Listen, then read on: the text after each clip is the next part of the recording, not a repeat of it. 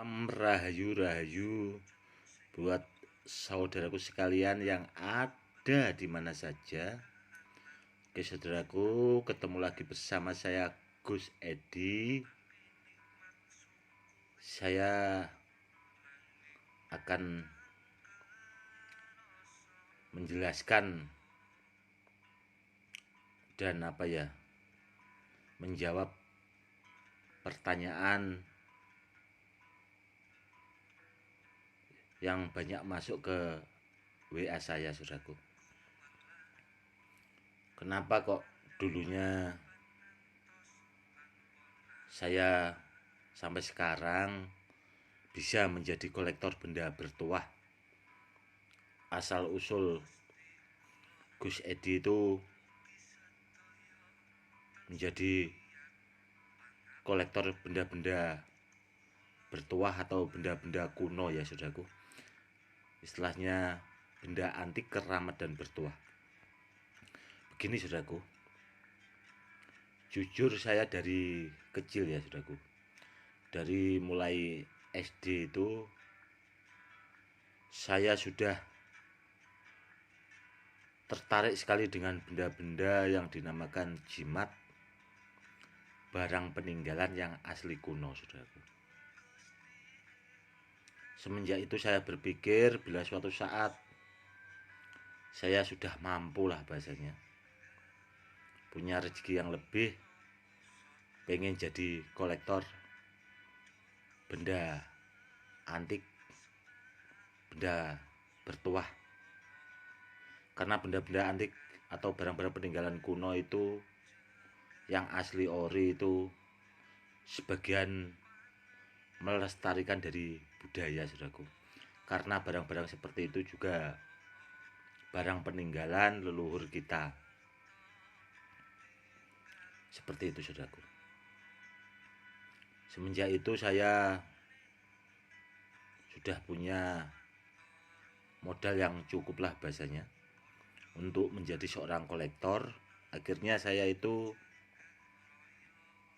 berburu benda-benda antik, benda-benda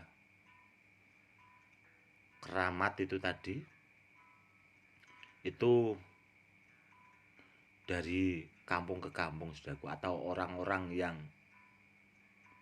bahasanya tersohor dulunya. Ya memang sebagian saudaraku, orang yang punya barang-barang bertuah itu, jimat kuno itu, memang sebagian ada yang mau dilihat aja bendanya itu sangat susah sekali saudara. Memang seperti itu, memang ada yang seperti itu.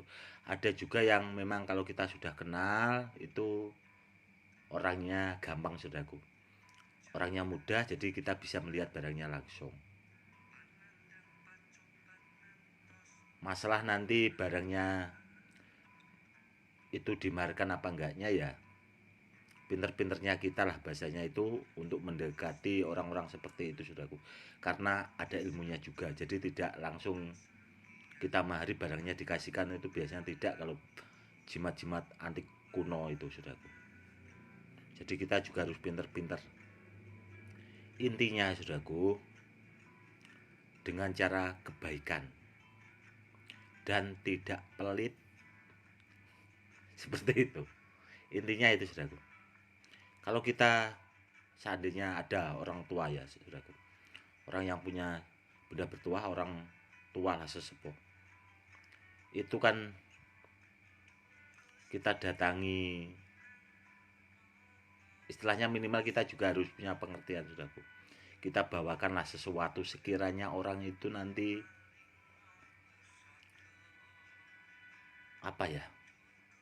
mau istilahnya menunjukkan bendanya, seperti itu saudaraku. Kalau sudah itu kan kita bisa saudaraku, rembukan atau apalah bahasanya, supaya barangnya itu dimaharkan atau gimana lah. Dan benda-benda antik itu tadi, jenisnya jimat itu tadi saudaraku, kalau zaman dulunya maharnya itu malah lebih mahal saudaraku, mahal sekali. Karena orang-orang zaman dulu itu jimat itu yang asli ori ya saudaraku, barang peninggalan itu mintanya ada di balter rumah, sawah, seperti itu saudaraku, atau kerbau, sapi. Maharnya pakai itu saudaraku. Kalau zaman sekarang ya bahasanya dengan mas kawin dengan uang saudaraku. Dan yang jelas kalau barang asli itu ya itu tadi saudaraku, mengutamakan kualitas barangnya. Makanya kalau ada tanya-tanya ke WA saya, kalau dikasih tahu maharnya, loh itu kok mahal dan sebagainya. Kalau kepengen murah ya pakai aja barang-barang palsu, udah aku nggak usah mahari barang yang asli ori, karena barang asli ori itu maharnya memang menyesuaikan kualitas barangnya. Apalagi itu ada sejarahnya, kalau barang kuno kan seperti itu.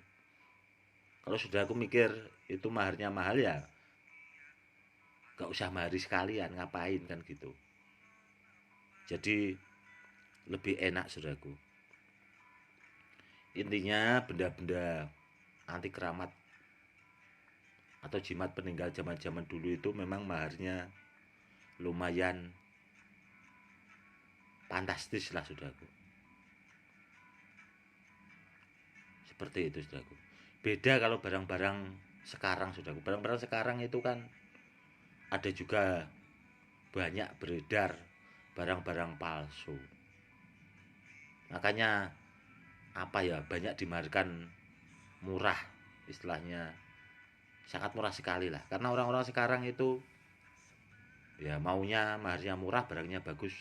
Sebenarnya nggak ada saudaraku, seperti itu nggak ada. Kecuali orang itu memang sudah dianggap saudara, mungkin bisa dipertimbangkan lah bahasanya. Kalau sudah dianggap seperti saudara mungkin bisa dipertimbangkan soal maharnya itu sendiri. Makanya kalau barang-barang antik keramat bertuah itu maharnya itu tadi lumayan fantastis atau menyesuaikan kualitas barangnya. Saya dapat barang-barang antik keramat bertuah, benda-benda seperti itu dengan waktu yang sangat lama sekali saudaraku, tidaklah mudah. Tidaklah mudah, perlu perjuangan, perlu waktu yang lama untuk mengoleksi benda-benda antik keramat itu tadi saudaraku. Atau yang sering biasanya jimat itu tadi saudaraku. Orang sering taunya jimat. Itu perjuangannya lama sekali saudaraku. Karena apa? Karena ya itu tadi, untuk menjadi seorang kolektor itu juga tidak mudah. Di samping itu membutuhkan modal yang sangat banyak saudaraku. Kalau ditanya ya saudaraku, kalau saudaraku ada yang tanya, Gus, apakah seorang kolektor itu kaya? Itu kan pertanyaan bagus sebenarnya. Sebenarnya gini saudaraku, seorang kolektor itu kalau saya pribadi ya, itu cukup saudaraku. Lumayan istilahnya. Karena apa? Karena saya pribadi itu kan hamba dari yang maha kaya.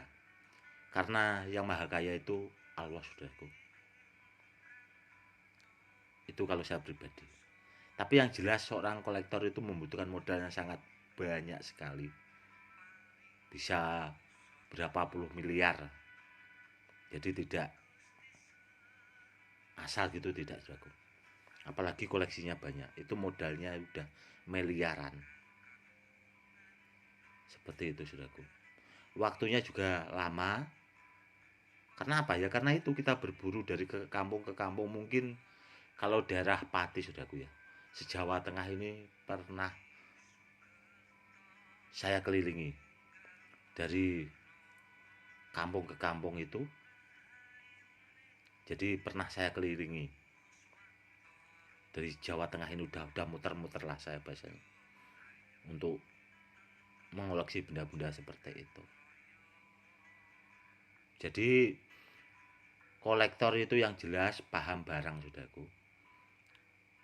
paham jimat yang asli yang enggak itu sudah paham, sudah mahir. Jam terbangnya juga sudah tinggi lah bahasanya.